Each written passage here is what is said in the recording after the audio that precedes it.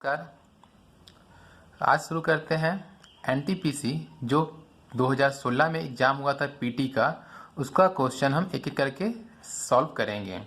आज कुछ सवाल करेंगे पहले सेट का, उसके बाद कुछ और सवाल इसके धीरे धीरे करके सॉल्व करेंगे। पहला सवाल है, निम्नलिखित तालिका का अध्ययन करें और उस पर आधारित सवालों के जवाब दें। नीचे एक कंपनी का तिमाही बिक्री डेटा दिया गया है जो वित्त वर्ष, तिमाही और बिक्री लाख में करके इसको एक चार्ट बनाया गया है और इस चार्ट से जुड़े कुछ सवाल दिए गए। तिमाही मतलब 3-3 मंथ का वो पेयर दिया, मतलब एक साल 3-3 चौके 12, मतलब एक साल में 4 तिमाही होगा, Q1, Q2, Q3, Q3, Q4। ये एक हुआ, मतलब ये एक Q1 से लेकर Q4 तक एक साल का हुआ। उसी तरह ये 3 साल का फाइनेंशियल ईयर का दिया हुआ है। FY का मतलब है फाइनेंशियल ईयर। पहला सवाल इसका क्या दिया हुआ है कि वित्त वर्ष 14-15 के लिए कुल बिक्री दर कितनी है। कितना बोला है? 14-15 के लिए कुल बिक्री दर कितनी है। तो हम पहले डेटा देखते हैं कि 14-15 है कहाँ। 14-15 बोला है तो 14-15 मेरा एक यहाँ है, एक यहाँ है, एक यहाँ, एक यहाँ, ये 4 यहाँ से यहाँ तक 14-15 का फाइनेंशियल ईयर का है और इसका डेटा यहाँ दिया हुआ है। तो हमें पूछा है कुल बिक्री दर। कुल बिक्री दर यही हुआ ना, 45, 48, 44, 41। तो फाइनेंशियल ईयर सॉल्व करते हैं सवाल 1 का। FY फाइनेंशियल ईयर 14-15 का कुल बिक्री दर बराबर, पहला क्या बोला है 45 Q1, Q2 48। हम यहाँ लिख लेते हैं कि वो क्या क्या हो जाएगा, Q1 plus Q2 plus Q3 plus Q4। तो Q1 कितना दिया हुआ है हमारा 45, Q2 कितना दिया हुआ है 48 और Q3 कितना है 44 और Q4 41।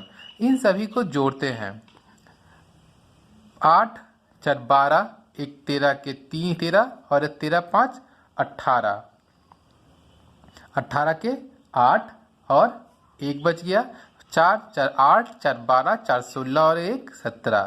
तो ये लाख में हो जाएगा आपका पहला सवाल का जवाब। कि पूछा हमें फाइनेंशियल ईयर 14-15 का टोटल बिक्री दर कितना हुआ है। टोटल बिक्री दर सबको जोड़ देंगे तो वो निकल जाएगा पहला सवाल का जवाब, 178 लाख आपका पहला सवाल का 14-15 का कुल बिक्री हुआ है उसका। अगला सवाल क्या दिया हुआ है, फाइनेंशियल ईयर 12-13 से 13-14 में कंपनी की बिक्री का साल दर साल विकास प्रतिशत कितना है। मतलब कि 12-13 और 13-14 में जो इसका बिक्री हुआ उसमें कितना इंक्रीमेंट हुआ परसेंटेज में। तो हम पहले देखिए यहाँ पे 12-13 डाटा गिवन है, 4 डाटा गिवन है यहाँ से यहाँ तक, फिर 13-14 गिवन यहाँ से यहाँ तक। तो 12-13 को पहले हम जोड़ेंगे, फिर जोड़ेंगे 13-14 का, तो ये एक निकलेगा 12-13 का पूरा फाइनेंस से कितना बिक्री हुआ है, फिर एक निकलेगा 13-14 में कितना बिक्री हुआ है। जब हमें 12-13 का पता है, 13-14 का पता है, तो क्या उससे हम कितना वृद्धि हुआ वो नहीं निकाल सकते परसेंटेज में। हम इसे सॉल्व करते हैं, ठीक है। क्वेश्चन का सॉल्यूशन 2, 12 फाइनेंशियल ईयर 12-13 का कुल बिक्री Q1 plus Q2 plus Q3 plus Q4। Q1 कितना है 12 का 25, Q2 34, Q3 24, Q4 29। जोड़ते हैं हम 5 4 9 9 9 18, 18 4 22 के 2 और 2 2 2 4 2 6 2 8 और 8 3 11। ये हो गया लाख में। अब क्या बोला है 12-13 और 13-14 का, तो हमें 13-14 भी निकालना पड़ेगा। फाइनेंशियल ईयर 13-14 का कुल बिक्री, यहाँ भी Q1 Q2 Q3 Q4 होगा, तो हम इसे लिखते नहीं है, डायरेक्टली सॉल्व करते हैं। 36 Q1 है, 32 Q2 है, 39 Q3 है और 33 Q4 है। जोड़ते हैं इसे हम, 6 3 9 9 9 18, 19 20 के 0 और 2, 3 3 6 3 9 3 12 12 और 2 14, ये लाख। हमें 12-13 का कुल बिक्री पता चल गया, 13-14 का कुल बिक्री चल गया, तो कितना वृद्धि हुआ? अगर दोनों का अंतर निकाले तो मालूम चल जाएगा कितना वृद्धि हुआ है। 12-13 में जो फाइनेंशियल ईयर था और 13-14 में जो फाइनेंशियल ईयर खत्म हुआ, तो उन दोनों के बीच में जो अंतर है वो मालूम चल जाएगा हमें। तो हम निकालते हैं। फाइनेंशियल ईयर 12-13 और फाइनेंशियल ईयर 13-14 में बिक्री में अंतर, तो ये हमारा है 13-14 का 140 और ये हमारा है 12-13 का तो 112। इसका अंतर कितना होगा? 10 में से 2 जाएगा 8 बचेगा, 3 में से 1 जाएगा बचेगा 2, 1 कट जाएगा, तो ये हमारा हुआ इतना 28 लाख।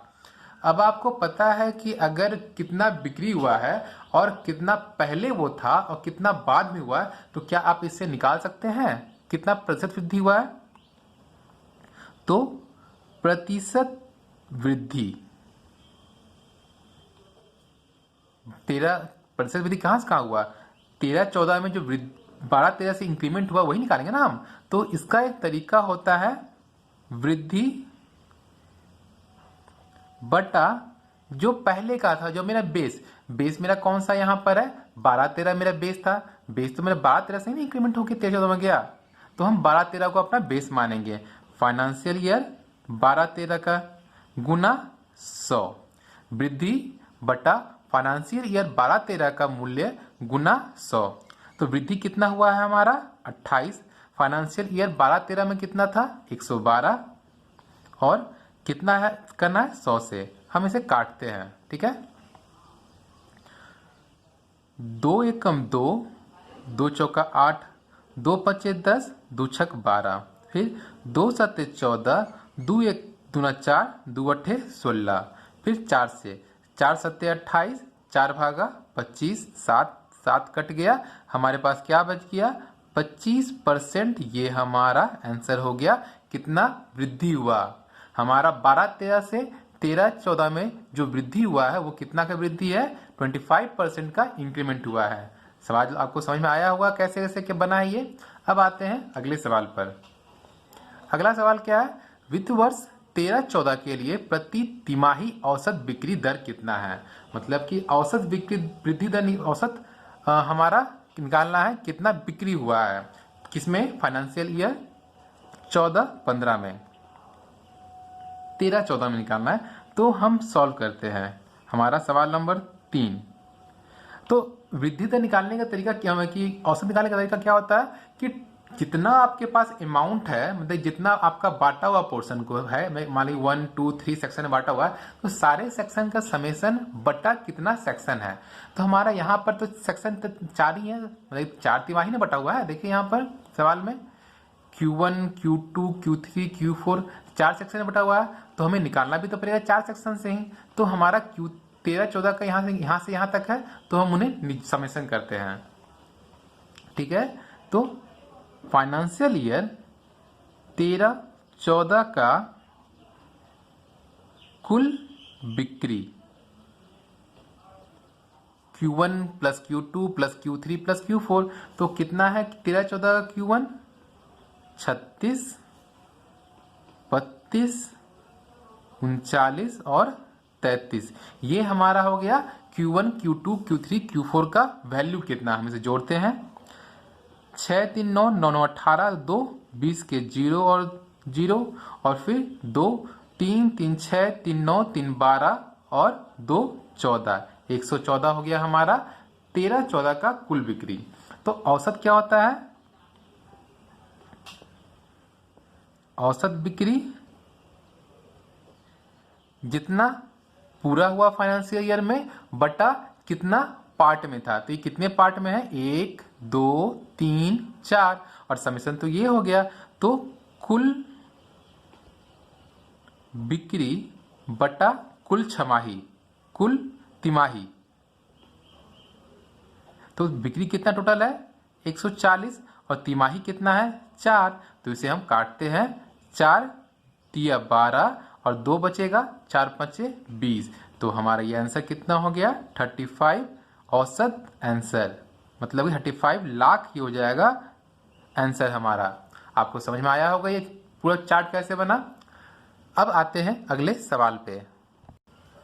हमारा सवाल क्या है, एक 20 मीटर लंबी सीढ़ी एक खड़ी दीवार पर टिकी हुई है, मतलब कि एक दीवार हो गया खड़ी, हम डायग्राम आते यार उसका, एक दीवार खड़ी हो गया, ठीक है। और एक 20 मीटर लंबी सीढ़ी एक खड़ी दीवार से टिकी हुई है, यह जमीन के साथ 60 डिग्री का कोण बनाती है। तो सीढ़ी हम कैसे लगाते हैं, जब भी दीवार से तो ऐसे लगाते हैं, ऐसे ही है ना।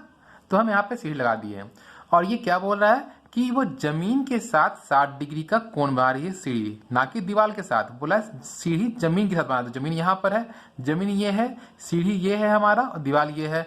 तो कितने डिग्री कोण बनाया 60 डिग्री का कोण बनाया। दीवार से, दीवार ये है, दीवार से सीढ़ी के पैर, सीढ़ी का पैर यहाँ है, मुंडी यहाँ है, तो सीढ़ी के पैरों के बीच की दूरी निकालना है। तो हमें दीवार यहाँ हो गया, सीढ़ी का पैर यहाँ हो गया, तो हमें ये दूरी ज्ञात करनी है, ठीक है। इसे कहते हैं, ये समकोण त्रिभुज एक बना है, इसे कहते हैं बेस, इसे कहते हैं परपेंडिकुलर, इसे कहते हैं हाइपोटेनस, ठीक है। हम इस सवाल को सॉल्व करते हैं। सॉल्व करते हैं इसे। क्वेश्चन में क्या दिया हुआ था, 20 मीटर लंबी सीढ़ी है, मतलब कि हमारा सीढ़ी का लंबाई दिया हुआ 20 मीटर और हमें निकालना है एक्स को। तो आपको पता होगा कि ट्रिग्नोमेट्री में कुछ फॉर्मूला होता है, साइन का, कुछ कॉस का होता है, कुछ टेन का होता है। हम तो तीनों को लिख देते हैं यहाँ पर। साइन थीटा क्या होता है p/h, कॉस क्या होता है b/h और टेन क्या होता है p/थीटा, थीटा यहाँ पर है p/b। हमें यहाँ पर जो फॉर्मूला से कौन सा ऐसा फॉर्मूला पुटिंग करे कि हमारा b और h आ जाए, दोनों आना चाहिए। तो देखिए हम यहाँ लिखे हैं cos theta equal to b/h, b/h लिखा है मैंने।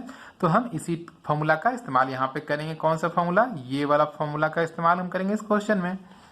तो cos थीटा, मतलब थीटा हमारा कितना दिया इन दोनों के बीच में 60 है, तो cos 60 बराबर b, मतलब कि जो सीढ़ी से, दीवार से पैर, सीढ़ी का पैर तक का लंबाई x है, बटा जो सीढ़ी का ऊंचाई वो h माने हैं हम। तो h दिया हुआ हमारे पास x/20। cos 60 का वैल्यू कितना होता है, ये होता है 1/2, 1/2, 1/2 equal to x/20। So x हम क्या बोलते हैं, जो वेरिएबल टर्म रहता है उसे हम पहले जो वीडियो बताया उसमें बता चुके हैं कि जो वेरिएबल टर्म होता है उसको एक तरफ रखते हैं और सारे कांस्टेंट को एक तरफ कर देते हैं। x हमारा वेरिएबल है, 20 नीचे में है तो इसे क्रॉस मल्टीप्लाई कर देते हैं। तो ये क्या हो जाएगा, 20 नीचे चल जाएगा ऊपर, 20/2, ये कट जाएगा 10 बार में, 10 मीटर हमारा x का लंबाई। तो जमीन सीढ़ी, दीवार से लेकर सीढ़ी के पैरों तक की लंबाई कितनी हो गई 10 मीटर। यहाँ पर हम लिखे कुछ नहीं है, आपको बात है 20 मीटर जो है वो है सीढ़ी की लंबाई दिया हुआ है। 60 डिग्री बोला है कि जमीन, यह जमीन के साथ, मतलब सीढ़ी जमीन के साथ 60 डिग्री का कोण बनाती है। तो सीढ़ी है, जमीन यहाँ छू रहा है तो वहां पर बनाया 60 डिग्री का कोण। हम उन्हीं दिए गए डाटा को इस्तेमाल करेंगे क्वेश्चन में। तो हमारा एक फॉर्मूला होता है cos theta equal to b/h, तो हम b/h का ही इस्तेमाल किए यहाँ पर। तो b हमारा था माने थे, x माने थे, मतलब कि जमीन दीवार से लेकर सीढ़ी के पैरों तक की लंबाई कितना माने, x माने हैं, और सीढ़ी की ऊंचाई कितना है 20। तो x/h, b/h होता है, b हमारा x था, b/h, b हमारा कितना माने है, x माने है, h कितना हमारा गिवन है 20 है। तो इसे सॉल्व किए तो हमारा आंसर आ गया 10, ये हमारा आंसर हो गया, ठीक है। अब आते हैं अगले सवाल पर। क्वेश्चन नंबर 5 क्या है, यदि तीन संख्याएं 4:5:7 के अनुपात में हैं और उनका योग 320 है, तो इनमें से सबसे बड़ी और सबसे छोटी संख्या का योग ज्ञात करना है। इस तरह के सवाल में हम पहले अनुपात वाले को हम संख्या में तोड़ देते हैं x मान के। माना कि पहली संख्या क्या हो जाएगा, 4, 5, 7 में है तो हम पहला को 4x माने, दूसरी को क्या मानेंगे, संख्या को 5 है तो 5x, और तीसरी संख्या को 7x। हमें क्या बोला है, तीनों संख्या, अब हम ये मेरा संख्या बन गया, ठीक है, अनुपात खत्म हो गया, अब संख्या बन गया। अब बोला है कि तीनों संख्याओं का योग, तो प्रश्न से क्या है हमारा, संख्याओं का योग, पहली संख्या, दूसरी संख्या और तीसरी संख्या हमको अब जोड़ दिए जो कहा, तो उनका योग कितना गिवन है हमारे पास, 320 गिवन है, 320।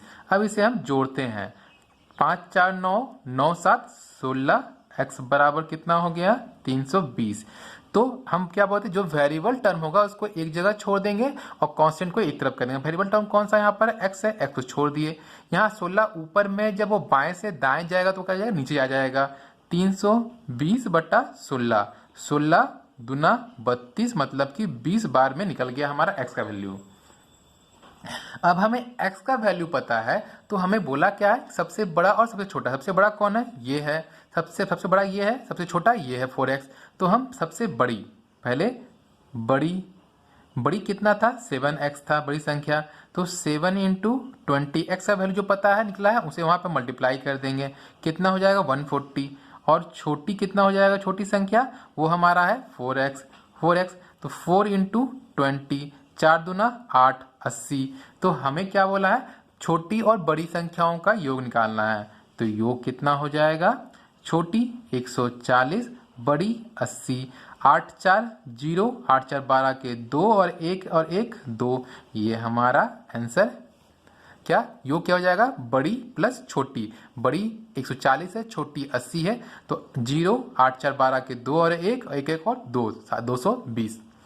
आज की वीडियो में इतने ही। अगले वीडियो में हम फिर आएंगे, उसमें और सवालों को बताएंगे। एक सेट को ख़त्म करने में कई वीडियो आ सकते हैं क्योंकि सवाल बहुत है और ये लंबा वीडियो बन रहा है, तो इसे अपलोड करने में हमें डाटा भी लगता है, इसलिए थोड़ा वीडियो लगेगा आपको। पर इस वीडियो से बेसिक तरीका से मैं बताऊंगा, इसमें आप हर तरह के सवाल को इजीली सॉल्व कर सकेंगे। कोई भी स्टूडेंट जो नया हो पुराना हो, सब इसको आराम से समझ सकते हैं। आप पहले बेसिक जानिए। वीडियो अच्छा लगे तो चैनल को सब्सक्राइब करें, वीडियो को लाइक करें और दोस्तों के साथ शेयर करें। Thank you.